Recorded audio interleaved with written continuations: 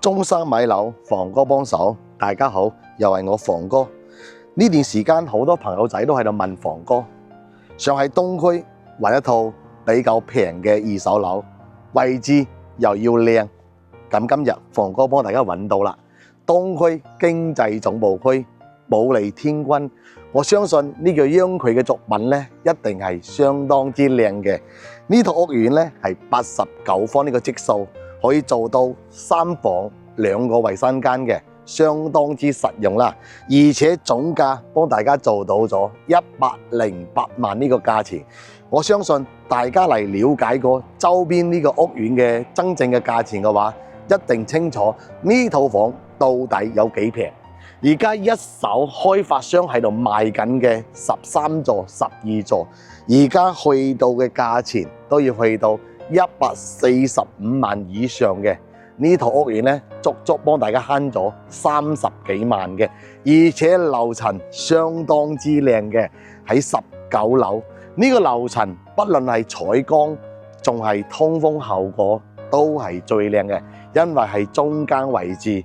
大家可以睇到啦，成個小區咧人流都係相當之旺盛嘅，因為咧1座、2座、3座、5座、6座、7座、8座、9座、10座，全部都已經交晒樓噶啦。而家未交樓嘅咧就係12座、13座啫嘛。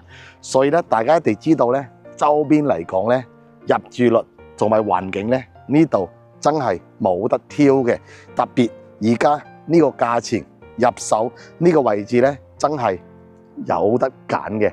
而且隔離話寶龍城，好多人話佢嘅質地呢麻麻，仲有呢又害怕佢買咗收唔到樓。咁呢套屋苑呢，大家可以放心啦。首先央佢，第二個呢，呢個係二手樓。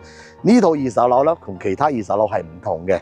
呢個業主呢，一收樓呢，就放出嚟賣啦，等於係全新自宅，一日未有使用過嘅，等於我哋買全新嘅屋苑係一模一樣嘅。呢個原房東咧買翻嚟嘅價錢咧係160幾萬嘅，而家咧等於真係蝕咗幾十萬噶啦。所以大家咧執手呢啲真正嘅筍盤咧，一定係有價值嘅。呢度咧就係細路仔嘅活動天堂嚟噶啦，真係相當之靚嘅。大家可以睇到啦。我哋腳下呢啲跑道呢，真係用嚟跑步呢，真係相當之舒服嘅。成個小區呢，跑道係相當之長嘅，環境仲有綠化呢，真係相當之靚嘅。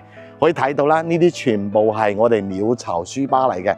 細路仔真係放學嗰陣時呢，喺度玩下、寫下作業啊，都係唔錯嘅。呢邊咧就係9座，9座咧就望我哋營銷中心呢個位置咯。呢度樓下咧就係小區自帶嘅大型嘅會所嚟噶啦，入邊有會客廳啦，有茶室啦，仲有我哋恆溫泳池啦。入邊嘅配套咧真係相當之正嘅。前邊望到嘅咧，側邊嗰度咧就係我哋亞丁尼嘅國際學校嚟嘅。呢邊咧就係1座、2座、1座、2座嘅背後咧就係一個國際嘅學校啦。呢邊樓下咧有一個我哋嘅真係快遞嘅配送點嚟嘅。我哋平時啊唔想出去買餸啊，樓下可以幫我哋配送嘅，非常之方便啦。而且成個小區去睇到啦，真係綠樹成蔭啊！而家咧真係春節啦，馬上咧呢個秋季一嚟咧，所有嘅樹咧真係全部生得非常之靚噶啦！呢個樓間佢可以望到咧，係非常之靚嘅。呢個位置望過去咧，就係成個小區嘅大門嘅入門嘅大門嚟噶啦，就係迎賓大庭啦。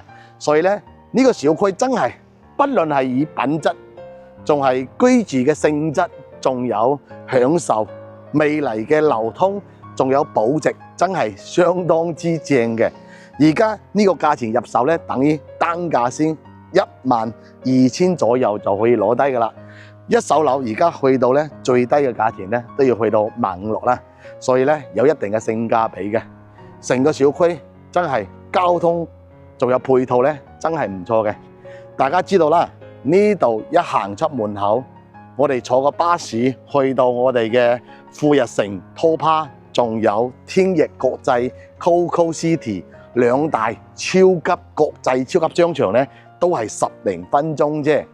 直開車落去咧，就係山姆嘅會員店咧，都係10零分鐘就可以搞掂噶啦。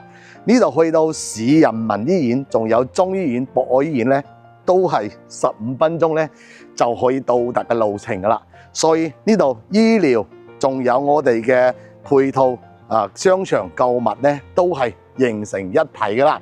未嚟咧呢個位置咧，仲有一個大型嘅寶龍城嘅綜合體啦。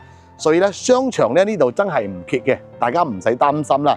學校呢度仲加靚啦，水雲軒小學啊，仲有香山小學啊，呢啲咧都係東區嘅省一級國際學校嚟㗎，相當之正嘅。而且呢度正對面咧，仲有個松苑中學啦。松苑中學咧品質更加好啦。呢個學校嘅教學資源咧，真係相當之豐富㗎啦。呢邊咧就係迎賓大樓嚟㗎啦。呢個迎賓大樓咧，真係做得相當之大氣啦。呢邊就係小區嘅正門嘅出入口嚟㗎啦。出入口正前方咧就係阿丁尼嘅國際學校啦。呢個位置可以睇到啦。呢邊咧就係保利天君咧最後嘅2棟。呢2棟全部起好之後咧，就係呢個小區嘅收官之作㗎啦。而家賣到嘅就係13棟咧，就係最後尾㗎啦。呢邊咧就係5、6、7啊，所以咧成個小區咧綜合咧，大家可以睇到啦，真係相當之大嘅環境真係相當之好嘅。成個小區嘅入住率咧，而家咧都係相當之高㗎啦。所以而家買翻嚟即時就可以入住啦。好啦，今日樓盤嘅花園咧就同大家介紹到呢度啦。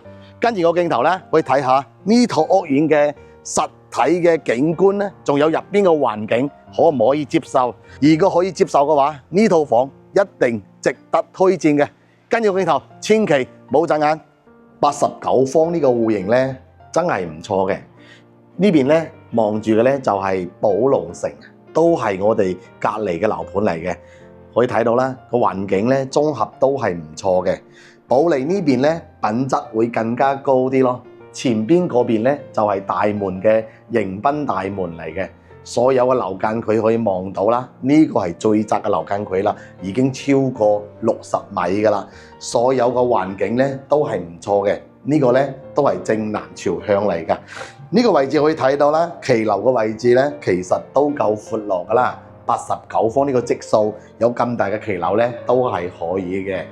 呢套屋苑咧而家咧係未有開燈嘅狀態，係以最真實嘅採光影俾大家睇嘅。呢套屋苑咧係一套全新，仲未住過，業主咧係啱啱收咗樓咧，而家就對外放出嚟賣㗎啦。呢個客廳嘅開間咧係3.6米嘅，都係足夠使用㗎啦。先嚟睇下呢邊啦。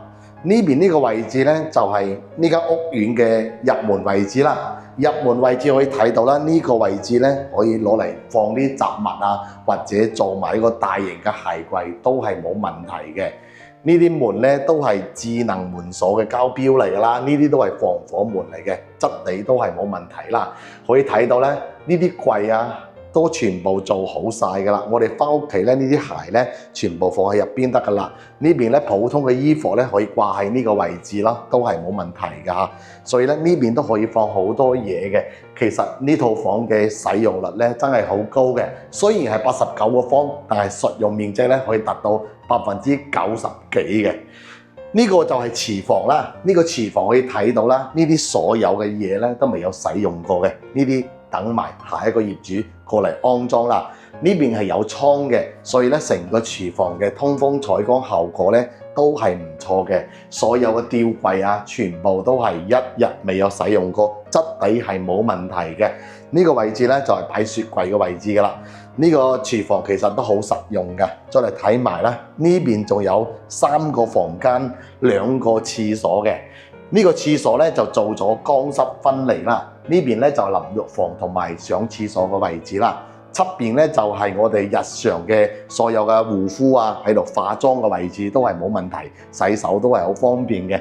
呢個房間咧當時開發商咧就係報建咧就係贈送一半面積嘅騎樓位置嚟嘅，而家咧就改翻房間咯。呢個房間嘅窗戶咧要自己咧安排裝修師傅咧過嚟安裝嘅，其他咧冇乜大問題。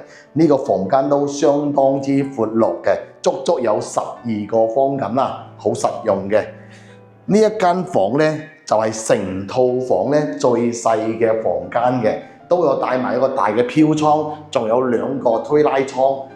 通風效果同埋採光咧都係唔錯嘅。其實呢個房間做埋一個榻米咧係足夠使用㗎啦。主人房套間可以睇到啦，呢個咧就係衣帽間嘅位置。我哋安排一個定製櫃嘅師傅咧過嚟定製一個櫃咧就 OK 㗎啦。呢個衣櫃都好大嘅。呢邊就係洗手間同埋淋浴房嘅位置啦。其實咧都係相當之闊落啦。如果大家咧人口比較多嘅咧，呢套房就唔適合；如果人口真係3、4個人咧，呢套屋苑咧就係相當適合噶啦。呢個咧就係一個 L 類型嘅大飄窗啦，採光效果肯定好靚噶啦。前邊咧就係南向，景觀都係唔錯嘅。呢個飄窗位咧都係全贈送噶啦。呢套房咧其實嘅主人房套間咧都足夠大㗎啦，因為咧衣帽間同埋瞓覺嘅地方係分離嘅。呢套屋苑如果大家咧有興趣嘅咧，可以同房哥嚟連接嚟傾一下，因為而家價錢咧已經係屬於成個小區最平嘅一套啦。